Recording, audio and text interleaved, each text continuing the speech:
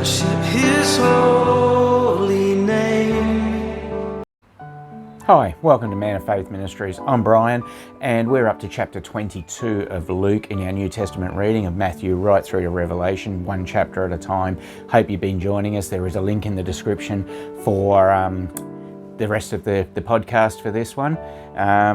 So if you want to go through and see them, please click on that link. And there's also some QR codes on the screens for their self-explanatory. So let's just get into it. Luke chapter 22, preparing the Passover. Now the feast of unleavened bread, which is called the Passover, was approaching. The chief priests and the scribes were seeking how they might put him to death, for they were afraid of the people. And Satan entered into Judas, who was called Iscariot, belonging to the number of the 12. And he went away and discussed with the chief priests and officers how he might betray him to them. They were glad and agreed to give him money, so he consented and began seeking a good opportunity to betray him to them, apart from the crowd. Then came the first day of the unleavened bread, on which the Passover lamb had to be sacrificed. And Jesus sent Peter and John, saying, "Go and prepare the Passover for us, so that we may eat it." They said to him, "Where do you want us to prepare it?" And he said to them, "When you have entered the city, a man will meet you carrying a pitcher of water. Follow him into the house that he enters, and you shall say to the owner of the house, 'The teacher says to you, where is my guest room, in which I may eat the Passover with my disciples?' And he will show you a large furnished upper room. Prepare it there." And they left and found everything just as he had told them, and they prepared the Passover. Verse 14, the Lord's Supper. When the hour had come, he reclined at the table, and the apostles with him. And he said to them, "I have earnestly desired to eat this Passover with you before I suffer. For I say to you, I shall never again eat it until it is fulfilled in the kingdom of God." And when he had taken a cup and given thanks, he said, "Take this and share it among yourselves.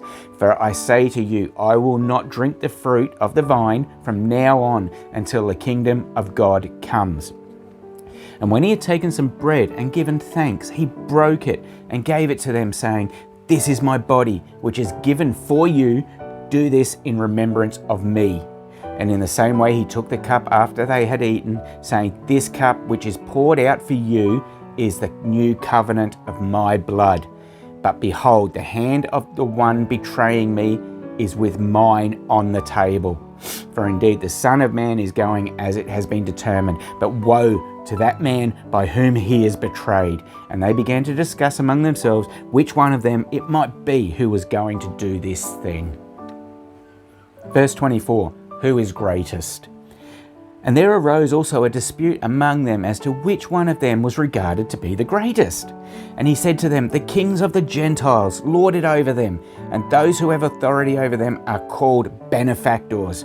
But it is not this way with you.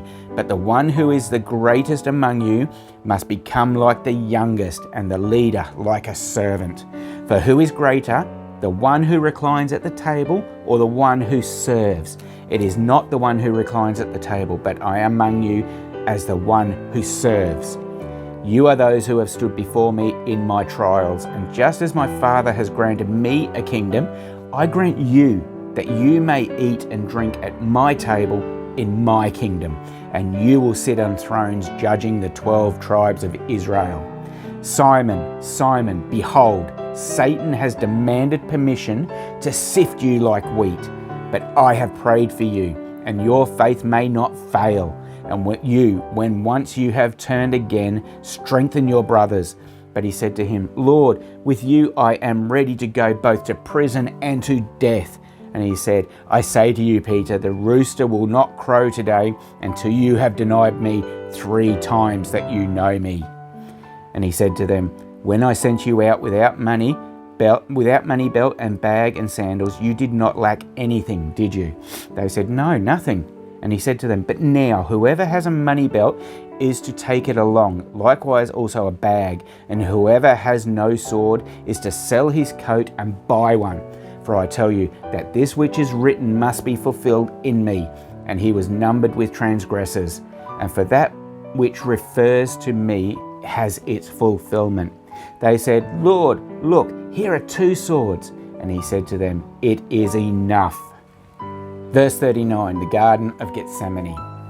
And he came out and proceeded as was his custom to the Mount of Olives, and the disciples also followed him.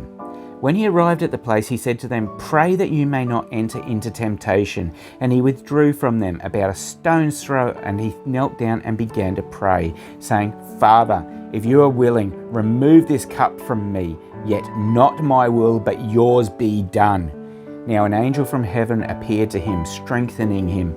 And being in agony, he was praying very fervently, and his sweat became like drops of blood falling down upon the ground. When he rose from prayer, he came to the disciples and found them sleeping from sorrow. And he said to them, why are you sleeping? Get up and pray that you may not enter into temptation. Verse 47, Jesus betrayed by Judas.